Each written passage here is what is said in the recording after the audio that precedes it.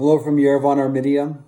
The Turkish, Azeri, and Islamic terrorist forces that are invading and have invaded this Republic of Artsakh in Armenia since September 27th are murderers.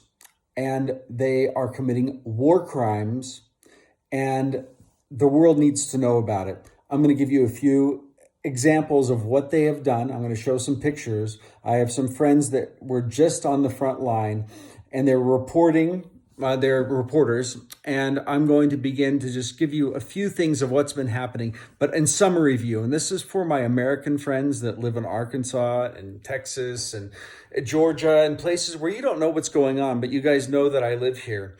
And you know that right now there are around 90 to 100 million Muslims, Turkic background people also that have hired Islamic terrorists from Syria to invade this little area right here called the Republic of Artsakh, where 150,000 people live. Now, about half of them have had to escape from these terrorists.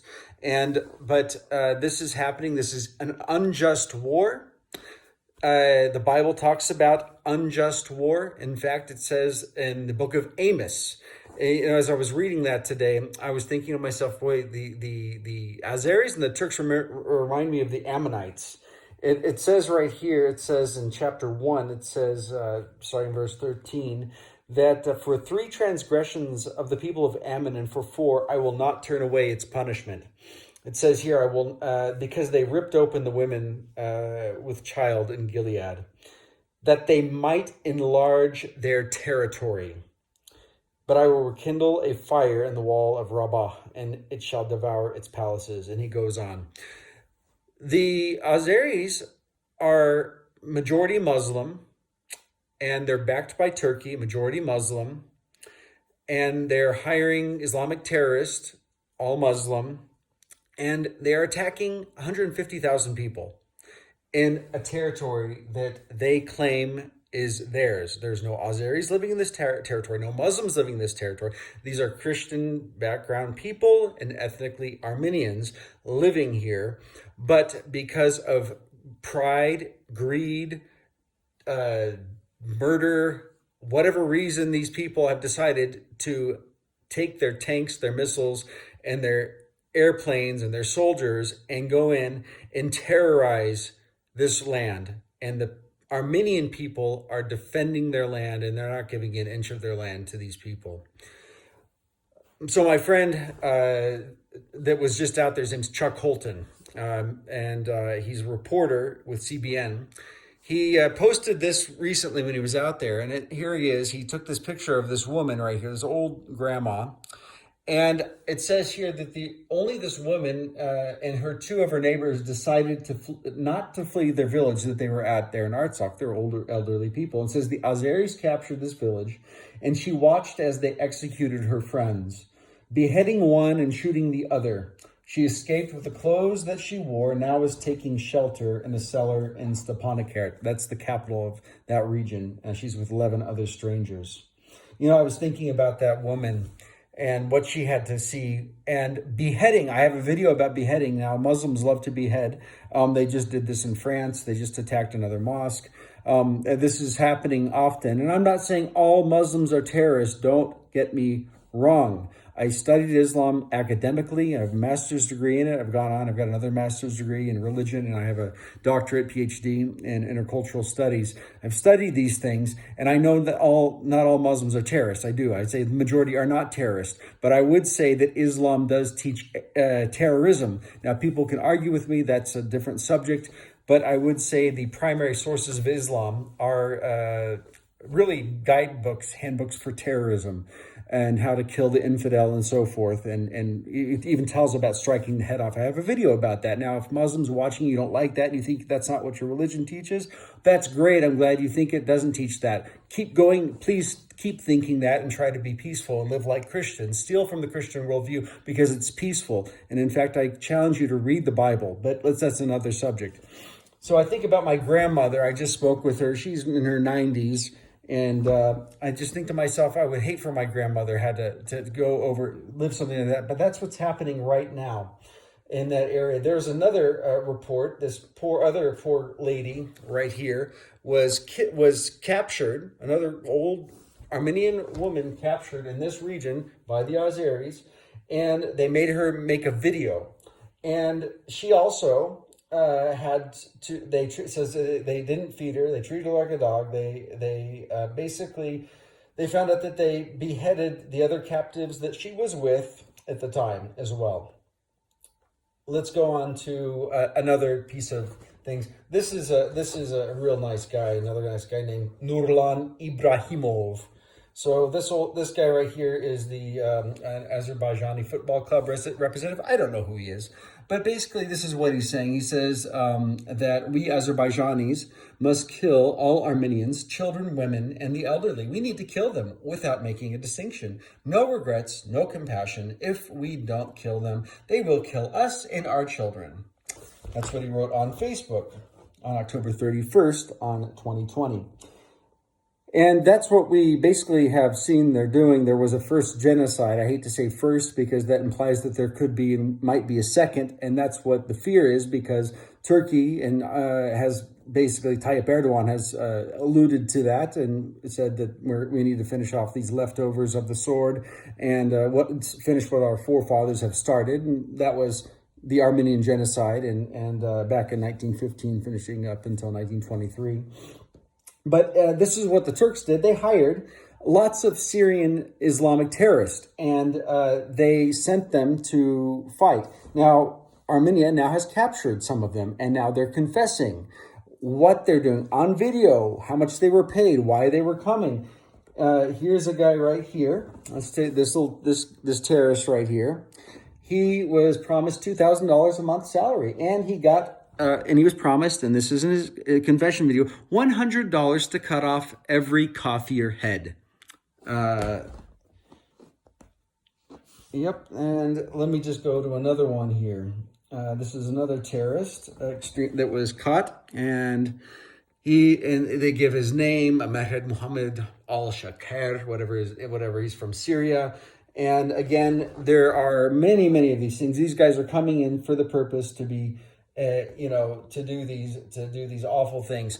Now, the Bible also talks about in the book of Amos about treating prisoners of war, and that God actually hates when people desecrate bodies. This is the God of the Bible, Old and New Testament. Amos is the Old Testament. And it says here is transgressions of Moab. It says, I will not turn away its punishment because he burned the bones of the king of Edom to lime. Look, the body is created in the image of God. It is not to be desecrated in any way. And in fact, every person that dies, even if it's the enemy, the Bible says, do not rejoice at the death of the wicked. This body's made in the image of God. We have a soul that will go on to eternity. And if you believe in Jesus Christ, he has promised eternal life. That's why soldiers that are Christians have no fear of death, because they know that when they die, their soul goes right to heaven. But everybody else is dead inside because of their sin and their separation from God. But the soul goes on for eternity. This whole body, this whole being is made in the image of God.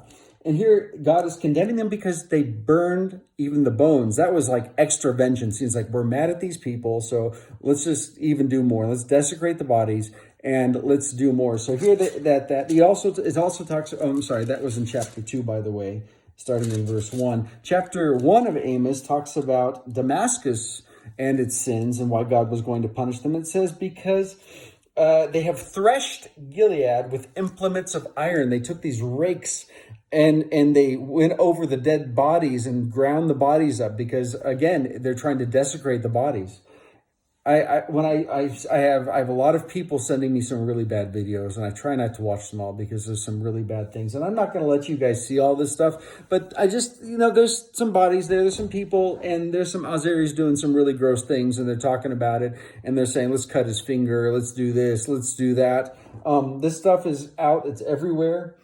Everybody thinks, well, it's a war, they're attacking soldiers. Oh, no, guys, that's not true. Look, the news keeps coming out. They bombed 61 schools, 10 kindergartens, And they just recently bombed a maternity ward there in Stepanakert. So again, the person I know, Chuck Holton, just did a report with CBN. Here he is standing in front of the hospital that was bombed recently in the maternity ward in that area. And it's all away from military installments. They're bombing cities and villages, and they're going on. Not only that, I talked about in another video beheading. So again, they're doing that. I'm just going to show these things, guys. I'm not showing the full thing, but here's the Azeri soldier that beheaded an Armenian guy. Why would they do that? I went and explained that in another video. I'm not going to explain it all now.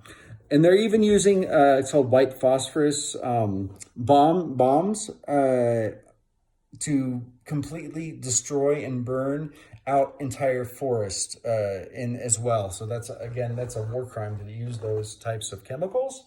And there's just another picture of the in Shushi, another important city in Artsakh. Here they bombed a church. And then there's Nice, France, where there was just an attack by some Muslims there as well, and killing. And there was also an attack in Lyon where they killed, or at least they shot one of the priests there. All right, guys. Why am I sharing this stuff? You guys need to know what's going on. I could keep going on and on about the war crimes that are happening, but I can tell you this, that the Azeris and the Turks and the Syrian Islamic terrorists they're invading. They are murderers. Murderers go to hell. They have no right to be and just go in there and start kidnapping women, beheading people's friends in front of them, shooting there. There was another, there's something else that's been confirmed where they kidnapped they captured this, it's really kidnapping is really what it is, but these Azeris captured this old man and this other man, maybe in his 40s, and they were tormenting and taunting them. They put them on the street, draped an Armenian flag on them, and they pointed their guns out and shot them right there on the street. That's what the kind of treatment they're doing. They're treating the people in this region like this. They're a bunch of thugs. It's not how armies fight. This is an unjust war. I'm putting this information out, hoping somebody's going to watch it. And I've asked you to share this stuff so it goes out, so people know what's going on. I'm not great at technology. I'm a missionary, and I feel a burden, a responsibility to get the information out what's going on here, because God hates injustice. He's a righteous God. When I was 18 years old, I prayed from Romans chapter 6, verse 13, and I dedicated every member of my body to God. I said, I'm going to submit and yield every member of my body to you, God, for righteousness. So use me as a weapon, an instrument, a tool of righteousness for you. And this is a righteous thing to do, to stand up against these murderers and these bullies and these people that are going to the battlefield, that are being lied to by the Azeri government and the Turkish government. It is so sad, because that land was never theirs historically. It was always Armenians living in the land, and now they're trying to come in and take over something that was never there. They're trying to enlarge their borders, that we just saw from the book of Amos, in chapter 1, it says that was evil, and they're going to be judged for what they're doing to these peaceful people that were living there, and now they have to defend their lives. I know that most people just don't care, and I'm sorry about that. I wish they did care. But we do. And so I just keep praying, get the word out, contact senators, contact congressmen, tell them what's going on. This needs to stop. We should not be partnered with Turkey. We should be not partnered with Azerbaijan. These are countries that will turn against us when they get the chance. And this war matters. It's a just war to defend your land. And what the Armenians are doing right now is just. And everything they're doing to defend against these bullies. So again, I'm signing off. God bless you guys. Have a good night.